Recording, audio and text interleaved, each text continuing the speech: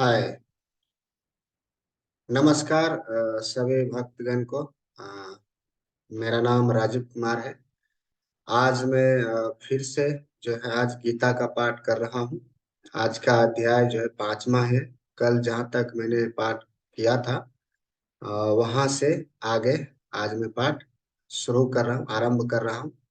आइए हमारे साथ बने रहिए अगले 1 घंटे और हम लोग गीता का पाठ जो है करते हुए इसके ज्ञान का हम अपने जीवन में लाभ उठाते हैं।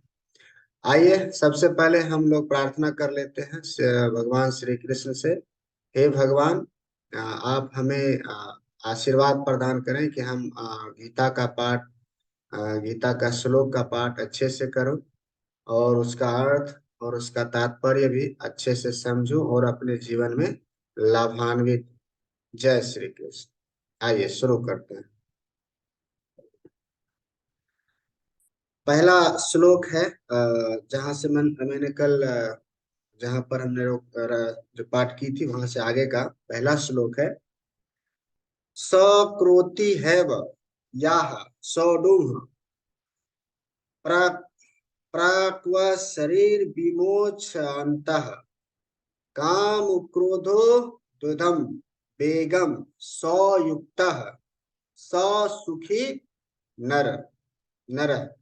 आइए इसका अर्थ समझते हैं। यदि इस शरीर को त्यागने के पूर्व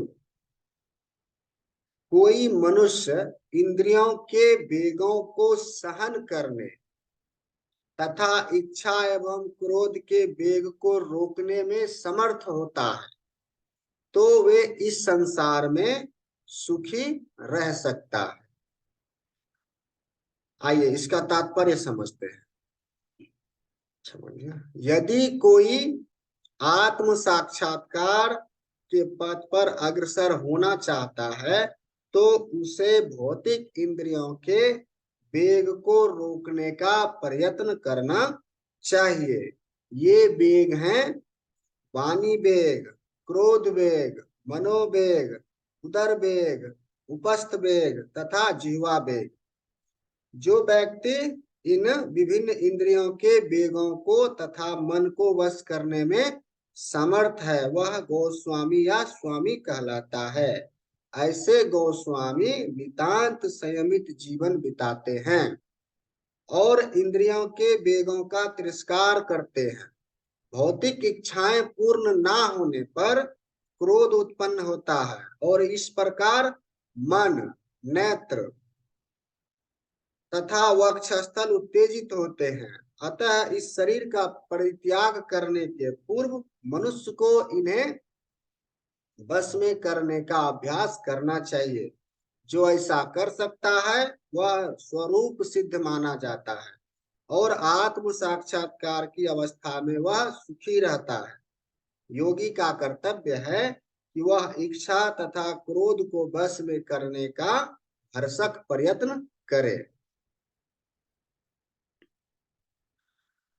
आइए अगला श्लोक है उसका पाठ करते हैं। योन्ता सुखो न तारारामस्ताथान्त ज्योतिरेव याः स योगी ब्रह्म निवारणम ब्रह्म भूतो धिगच्छति। आइए इस श्लोक का तात्पर्य अर्थ समझते हैं। जो अंतःकरण में सुख का अनुभव करता है, जो कर्मठ है और अंतःकरण में ही रमना करता है तथा जिसका लक्ष्य अंतर्मुखी होता है वह सचमुच पूर्ण योगी है। वह परम ब्रह्म में मुक्ति पाता है और अंततो गत्वा ब्रह्म को प्राप्त होता है। आइए इसका तात्पर्य समझते हैं।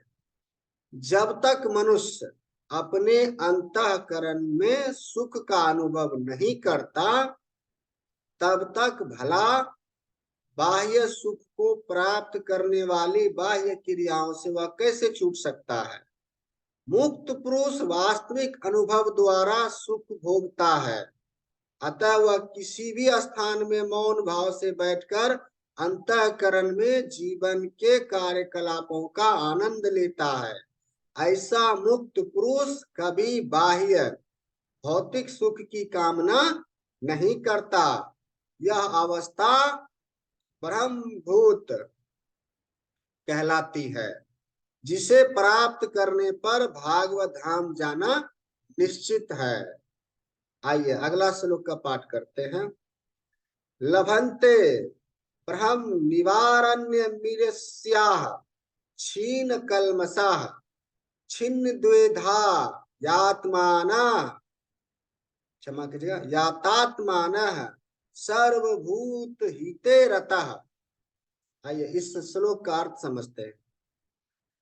जो लोग संशय से उत्पन्न होने वाले द्वैत से परे हैं, जिनके मन आत्म साक्षात्कार में रत है, जो समस्त जीवों के कल्याण कार्य करने में सदैव व्यस्त रहते हैं और जो समस्त पापों से रहित हैं, वे ब्रह्म निवारण मुक्ति को प्राप्त होते हैं।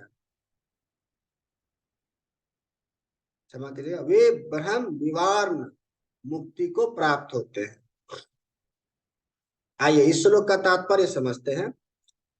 केवल वही व्यक्ति सभी जीवों के कल्याण कार्य में रत कहा जाएगा जो पूर्णतया कृष्ण भावना भवित हैं। जब व्यक्ति को यह वास्तविक ज्ञान हो जाता है कि कृष्ण ही सभी वस्तुओं के उद्गम हैं, तब वह जो भी कर्म करता है सबों के हित को ध्यान में रखकर करता है। परम भोक्ता, परम नियंता तथा परम सखा कृष्ण को भूल जाना मानवता के कलेशों का कारण है। अतः समग्र मानवता के लिए कार्य करना सबसे बड़ा कल्याण कार्य है। कोई भी मनुष्य ऐसे श्रेष्ठ कार्य में तब तक नहीं लग पाता जब तक वह स्वयं मुक्त ना हो। कृष्ण भावना भवित मनुष्य के हृदय में कृष्ण की सर्वोच्चता पर बिल्कुल संदेह नहीं रहता। वह इसलिए संदेह नहीं करता क्योंकि वह समस्त पापों से रहित होता है। ऐसा है यह दैवी प्रेम। जो व्यक्ति मानव समाज का भौतिक कल्याण करने में ही व्यस्त रहता है, वह वास्तव में किसी की सहायता नहीं कर सकता। शरीर तथा मन की क्षणिक सुखी, क्षमा कीजिएगा, क्षणिक खुशी संतोषजनक नहीं होती। जीवन संघर्ष में कठिनाइयों का वास्तविक कारण मनुष्य द्वारा परमेश्वर से अपने संबंध की विस्मृति में ढूंढा जा सकता है। जब मनुष्य कृष्ण के साथ अपने संबंध के प्रति पूर्णतया सचेष्ट रहता है तो वह वास्तव में मुक्त आत्मा होता है, भले ही वह भौतिक शरीर के जाल में फंसा हो। आइए अगला श्लोक का पाठ करते हैं। काम क्रोध विमुक्तानाम यतीनाम यत चेतसाम अभितो ब्रह्म निवारणम वर्तते विदितात्मानाम। आइए इस श्लोक का अर्थ समझते हैं। जो क्रोध, क्षमा कीजिए, जो क्रोध तथा समस्त भौतिक इच्छाओं से रहित है, जो स्वरूप सिद्ध आत्म संयमी है और संसिद्धि के लिए निरंतर प्रयास करते हैं, उनकी मुक्ति निकट भविष्य में सुनिश्चित है। आइए इसका अर्थ तात्पर्य समझते हैं। जो क्रोध तथा समस्त भौतिक इच्छाओं से रहित है, क्षमा कीजिएगा, इसका तात्पर्य इस प्रकार है। मोक्ष के लिए सतत प्रयत्नशील रहने वाले साधु पुरुषों में से जो कृष्ण भावना भवित होता है वह सर्वश्रेष्ठ है। इस तथ्य की पुष्टि भागवत में इस प्रकार हुई है। आइए एक श्लोक है। यत पाद पडक जप लास विलास भात्या कर्म संयम ग्रथित मुद्गरत यान्ति सन्तः तदतन रिक्त मतयो यतयोपि रुदर स्रोतो गण अस्त मरणम हज वासुदेवम। आइए इस श्लोक का अर्थ समझते हैं। भक्ति पूर्वक भगवान वासुदेव की पूजा करने का प्रयास तो करो। बड़े से बड़े साधु पुरुष भी इंद्रियों के वेग को उतनी कुशलता से रोक पाने में समर्थ नहीं हो पाते जितना कि वे जो सकाम कर्मों की तीव्र इच्छा को समूल नष्ट करके और भगवान के चरण कमलों की सेवा करके दिव्य आनंद में लीन रहते हैं। बुद्ध जीव में कर्म के फलों को भोगने की इच्छा इतनी बलवती होती है कि ऋषियों मुनियों के तक के लिए कठोर परिश्रम के बावजूद ऐसी इच्छाओं को बस में करना कठिन होता है। जो भागवत कृष्ण चेतना में निरंतर भक्ति करता है और आत्म साक्षात्कार में सिद्ध होता है वह शीघ्र ही मुक्ति प्राप्त करता है। आत्म साक्षात्कार का पूर्ण ज्ञान होने से वह निरंतर सामध्यस्थ रहता है, क्षमा कीजिएगा, समाधिस्थ रहता है। ऐसा ही एक उदाहरण दिया जा रहा है। दर्शन ध्यान संस्पर्शेह मत्स्य कुमर्वीड गमः स्वायान्य पत्यानि कुसन्ति तथा हमपि पज्ज। आइए इस श्लोक का अर्थ समझते हैं, तात्पर्य समझते हैं।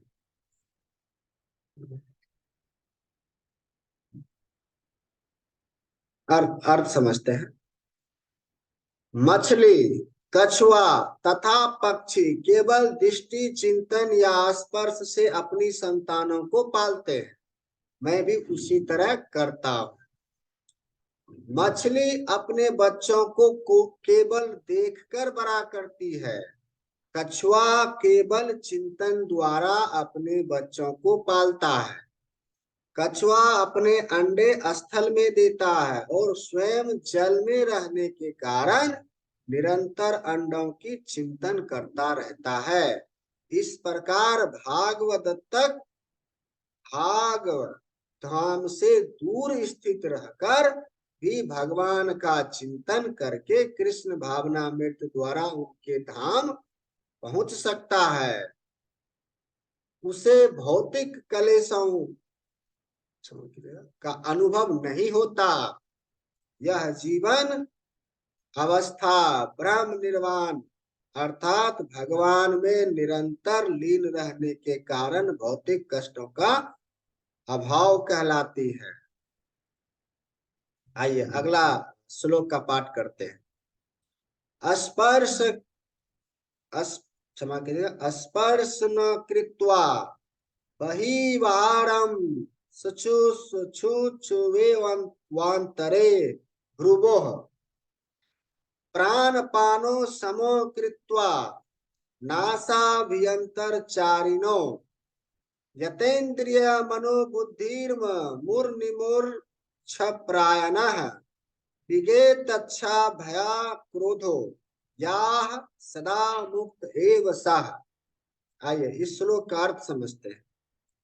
समस्त इंद्रिय विषयों को बाहर करके दृष्टि की भौं के मध्य में केंद्रित करके प्राण तथा अपान वायु को नथुना के भीतर रोककर और इस तरह मन इंद्रियों तथा बुद्धि को वश में करके जो मोक्ष को लक्ष्य बनाता है वह योगी इच्छा भय तथा क्रोध से रहित हो जाता है।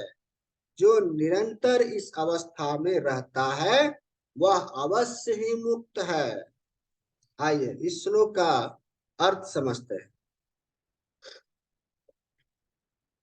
कृष्ण भावना भवित या कृष्ण भावनामृत में रत होने पर मनुष्य तुरंत ही अपने आध्यात्मिक स्वरूप को जान लेता है, जिसके पश्चात भक्ति के द्वारा वह परमेश्वर को समझता है।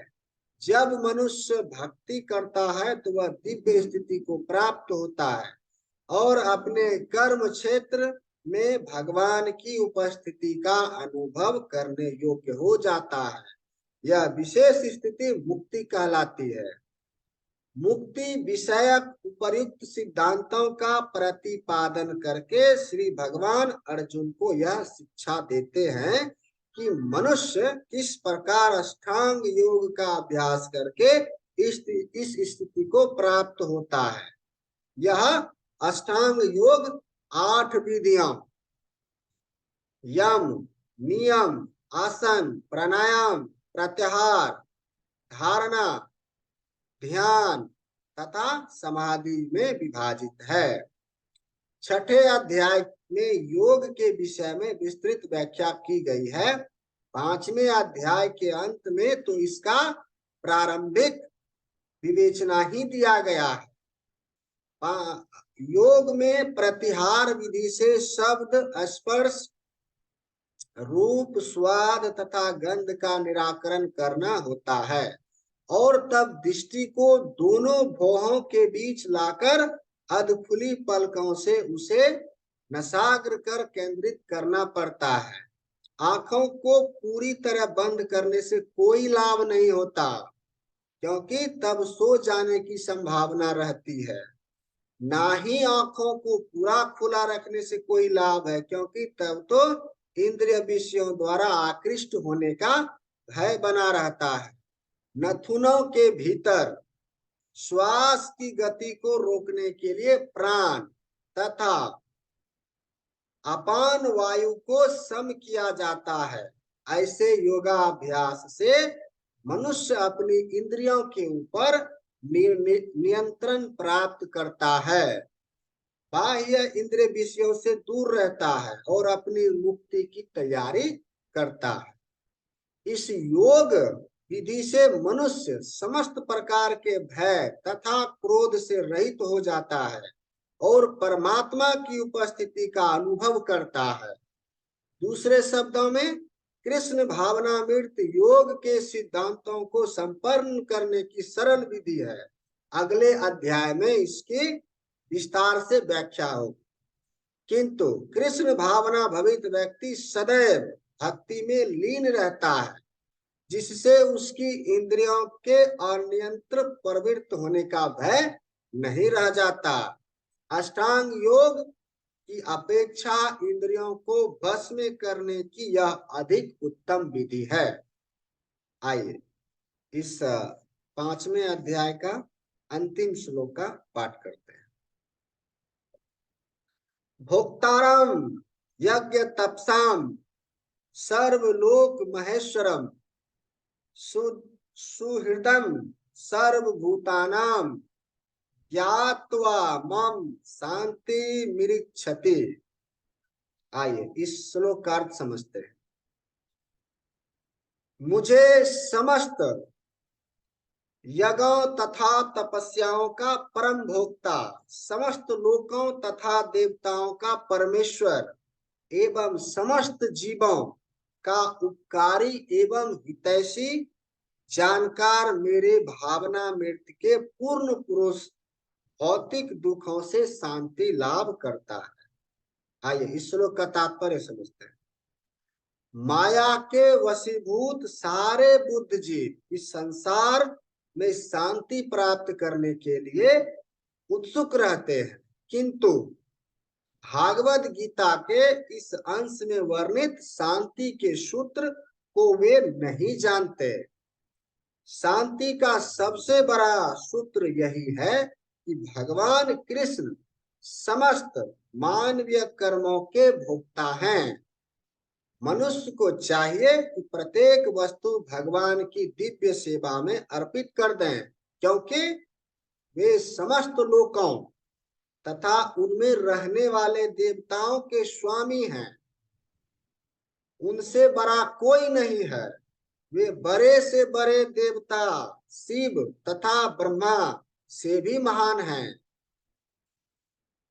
वेदों में श्वेताश्वतर उपनिषद भगवान की तमीश्रणम, क्षमा कीजिएगा, भगवान को तमीश्रणम परम महेश्वरम कहा गया।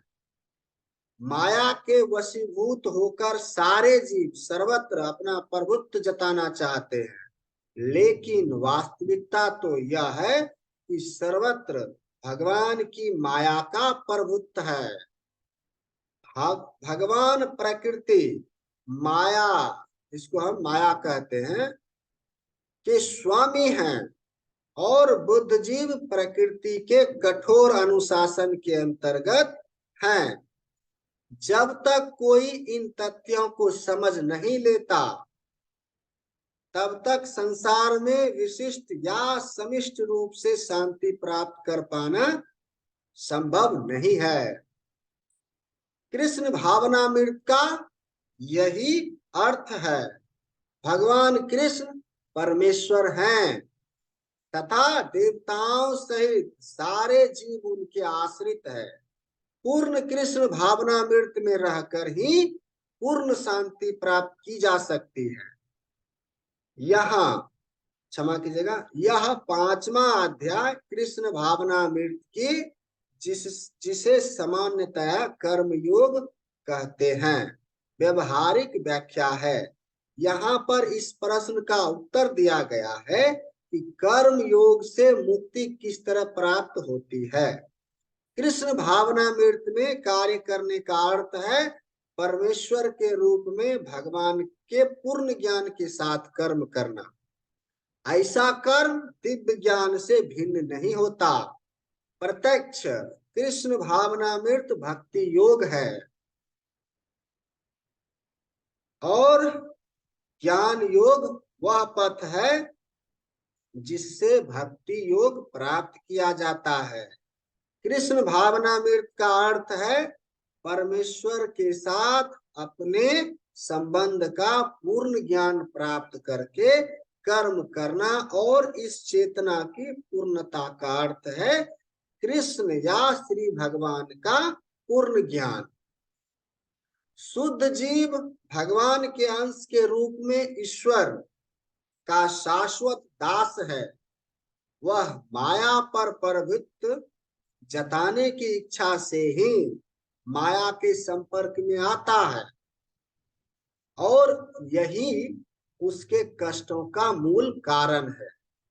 जब तक वह पदार्थ के संपर्क में रहता है, उसे भौतिक आवश्यकताओं के लिए कर्म करना पड़ता है, किंतु कृष्ण भावनामृत उसे पदार्थ की परिधि में स्थित होते हुए भी आध्यात्मिक जीवन में ले जाता है, क्षमा कीजिएगा, ले आता है। क्योंकि भौतिक जगत में भक्ति का अभ्यास करने पर जीव का दिव्य स्वरूप पुनः प्रकट होता है। जो मनुष्य जितना ही प्रगत है, वह उतना ही पदार्थ के बंधन से मुक्त रहता है। भगवान किसी का पक्षपात नहीं करते। यह तो कृष्ण भावनामृत के लिए व्यक्तिगत व्यवहारिक कर्तव्य पालन पर निर्भर करता है, जिससे मनुष्य इंद्रियों पर नियंत्रण प्राप्त करके इच्छा तथा क्रोध के प्रभाव को जीत लेता है। और जो कोई उपर्युक्त कामेच्छाओं को बस में करके कृष्ण भावनामृत में दृढ़ रहता है, वह ब्रह्म निर्वाण या दिव्य अवस्था को प्राप्त होता है। कृष्ण भावनामृत में अष्टांग योग पद्धति का स्वयमेव अभ्यास होता है, क्योंकि इससे अंतिम लक्ष्य की पूर्ति होती है। यम, नियम, आसन, प्राणायाम, प्रत्याहार, धारणा, ध्यान तथा समाधि के अभ्यास द्वारा धीरे धीरे प्रगति हो सकती है, किंतु भक्ति योग में तो ये प्रस्तावना के स्वरूप हैं, क्योंकि केवल इसी से मनुष्य को पूर्ण शांति प्राप्त हो सकती है। यही जीवन की परम सिद्धि है। इस प्रकार श्रीमद् भागवत गीता के पंचम अध्याय कर्मयोग कृष्ण भावना भवित कर्म का भक्ति वेदांत तात्पर्य पूर्ण हुआ।